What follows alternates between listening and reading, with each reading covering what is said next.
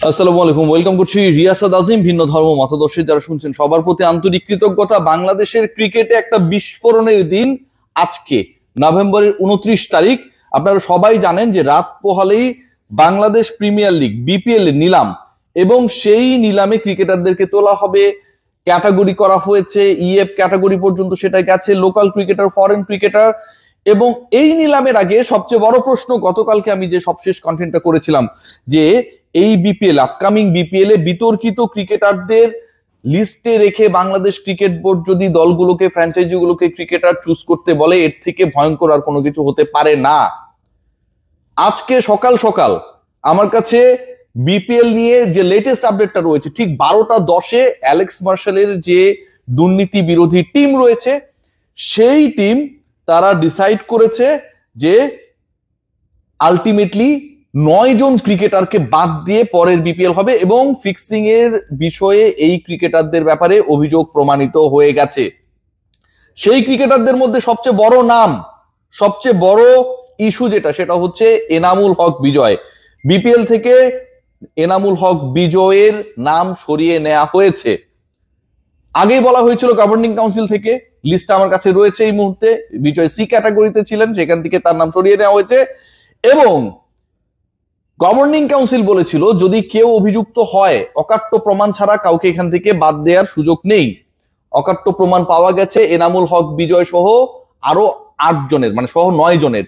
Total নাম্বারটা হচ্ছে 9 জন। এই 9 জন ক্রিকেটারের মধ্যে এনামুল বিজয়, যিনি রাজশাহীর হয়ে খেলেছিলেন, যাকে নিয়ে অনেক ধরনের দুর্নীতির গন্ধ পেয়েছিল, ফিক্সিং এর গন্ধ ছিল, অনেকেই বলছিলেন তিনি মেইন এজেন্ট হিসেবে কাজ করেন, বাংলাদেশের ক্রিকেটারদেরকে নষ্ট করার ক্ষেত্রে এনামুল হক বিজয়ের একটা বড় রোল ছিল ইয়ার্স আফটার ইয়ার্স। এবং এই আলোচনাটাও হয়েছিল যে জাতীয় দলে শ্রীলঙ্কা সফরের টেস্ট টিমে খেলা একজন ক্রিকেটারের বিরুদ্ধে ফিক্সিং এর এলিগেশন রয়েছে সবশেষ বিপিএল এ। সেই ক্রিকেটার কে? সেই ক্রিকেটার টপ অর্ডার ক্রিকেটার, সেই ক্রিকেটার ডানহাতি ব্যাটার, ঘরোয়া লিগে রেগুলার রান করেন। আমরা নামটা, আমি স্পেশালি জানার পরেও বলছিলাম না, নানা সূত্রে জানার পরেও বলছিলাম না, এবং সেই ক্রিকেটারই হচ্ছে Enamul Haque Bijoy, A B, mister A B Enamul Haque Bijoy. He represented Durbar Rajshahi last time. এবং রাজশাহীতে কি হয়েছে, কি ধরনের নোংরামি হয়েছে, you all know about that edition. So Enamul Bijoy, he played a big role with the fixers, যেটা according to the list of Bangladesh cricket board আমরা বলতে পারি। It's not my list, it's not my self investigation. Enamul বিজয়ের নাম ড্রাফটের list থেকে সরিয়ে নেওয়া হয়েছে ফিক্সিং এর অভিযোগে বাংলাদেশ ক্রিকেট বোর্ড। এর বাইরে আরো 8 জনের নাম সরিয়েছে।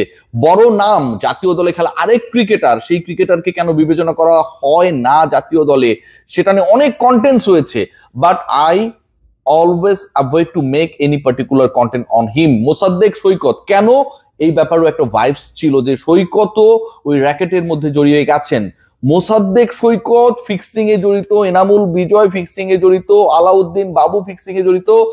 এই যে নামগুলো এসেছে, আলাউদ্দিন বাবু সেই হোয়াইট স্কুল, আপনারা সবাই মনে করতে পারেন কি ভয়াবহ একটা অবস্থা, কি ভয়াবহ সিচুয়েশন।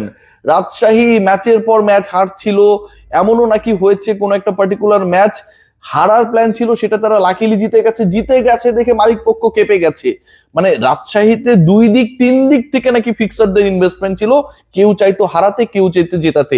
যে হারাতে চাইতো সে হারালে বেনিফিটেড হবে, যে জেতাতে চাইতো দলের স্বার্থে না নিজের স্বার্থে, জিতলে অন্য জায়গা থেকে মানি মেক হবে, সেখানটাও ফিক্সার ইনভলভ ছিলেন। গত বিপিএলটা যে কদর্য বিপিএল ছিল, বাজে বিপিএল ছিল, ভয়াবহ বিপিএল ছিল, ক্রিকেটারদের নৈতিকতাকে গুড়িয়ে দেয়া, ধ্বংস করে দেয়া বিপিএল ছিল। এনামুল বিজয় কিংবা মোসাদ্দেক সৈকতদের মতো ক্রিকেটারদের নাম যখন প্রমাণিত হয়, অ্যালেক্স মার্শাল, আইসিসি দুর্নীতি বিরোধী যে তদন্ত সংস্থা রয়েছে সেখানটায়, সেই অ্যান্টি কারাপশন কমিটিতে তিনি চিফ দায়িত্ব পালন করেছেন, প্রধানের দায়িত্ব পালন করেছেন, সেই তিনি যখন এই জিনিসটা দিয়ে দেন, এরপরে আসলে এখান থেকে কোনো ধরনের সংশয় সন্দেহের জায়গা থাকে না। বিজয়ের ক্ষেত্রে যেটা হতে যাচ্ছে সেটা আরো ভয়াবহ। সেটা হচ্ছে Enamul Bijoy is not going to be the part of the BPL. তার বিরুদ্ধে শাস্তিমূলক ব্যবস্থা বাংলাদেশ ক্রিকেট বোর্ড আনুষ্ঠানিকভাবে গ্রহণ করবে। কতদিন তিনি নিষিদ্ধ থাকবেন সেটা BPL governing council and BCB decide করবে। এর বাইরেও যে ইন্টারেস্টিং পার্ট, এনামুল এবং মোসাদ্দেকের ব্যাপারে আইসিসি তাদেরকে আলাদা করে আইসিসি তাদেরকে আলাদা করে শাস্তির সম্মুখীন করবেন, এবং সেই শাস্তির ডিসিশনটাও যেহেতু Bangladesh cricket board already investigation করেছে এবং আইসিসি দুর্নীতি বিরোধী সংস্থা যেটা অ্যালেক্স মার্শাল যেটার প্রধান ছিলেন তিনি এটার সাথে জড়িয়ে গেছেন। সো এখানটায় আর কোনো ধরনের সংশয়ের জায়গা থাকছে না। ইন্টারেস্টিং পার্ট যেটা, যে এনামুল বিজয়, মোসাদ্দেক সৈকত, এই যে এদেরকে তালিকা থেকে সরিয়ে নেওয়া হলো, এর বাইরেও একটা সিগনিফিক্যান্ট ঘটনা ঘটতে যাচ্ছে আপকামিং বিপিএল এ, এবং সেই সিগনিফিক্যান্ট ঘটনাটা আপনাদের সাথে যদি শেয়ার করি, এটাও আটকে ওঠার মতো।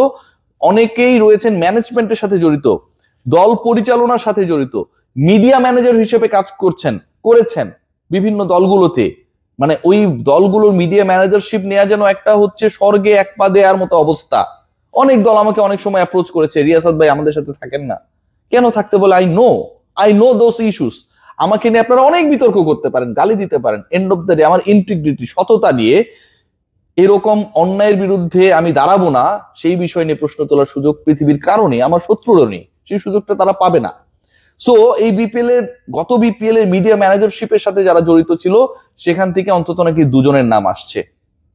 একজন টিম ম্যানেজার হিসেবে দায়িত্ব পালন করেছে, ওই রাজশাহীর বড় ভূমিকায় নাকি ছিলেন, ওনার নাম নাকি MHO, শর্টকাট করলে অনেকটা এমন হয়, বিজয়দের ক্ষেত্রে করলে যেমনটা AB হয়, এটা হচ্ছে MHO, এমনটা হয়।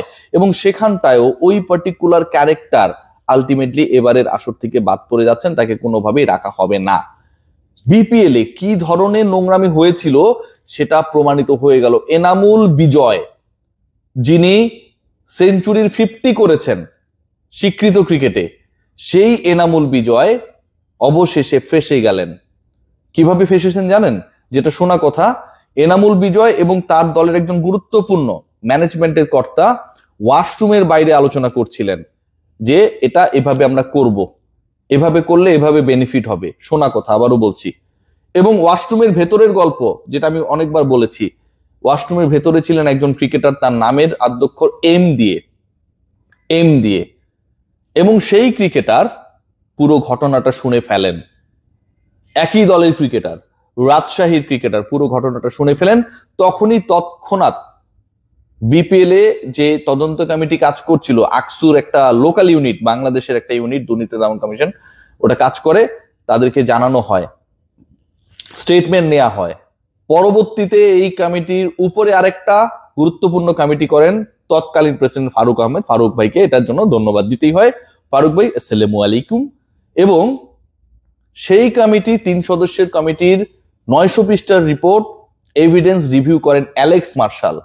ফাইনালি এনামুল বিজয়, মোসাদ্দেক হোসেন সৈকতদের মতো বাংলাদেশের নামী ক্রিকেটাররা কট খেয়ে গেলেন।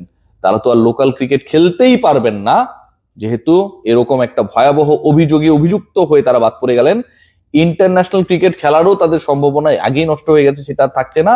এবং বাংলাদেশ ক্রিকেট বোর্ডকে আসলে কি বলবো, যে এরকম ঘটনা ঘটার পরেও তারা কেন পরবর্তী সময়ে ফেব্রুয়ারিতে শ্রীলঙ্কা সফরের দলে এনামুল হক বিজয়ের মতো একজন অভিযুক্ত ক্রিকেটারকে জায়গা দিল, সেটাও কিন্তু একটা বড় প্রশ্ন। কার স্বার্থে, কেন, কার প্ররোচনায় এই জায়গাটা তিনি পেলেন, সেই প্রশ্নের উত্তর নিশ্চয়ই আমরা খোঁজার চেষ্টা করব।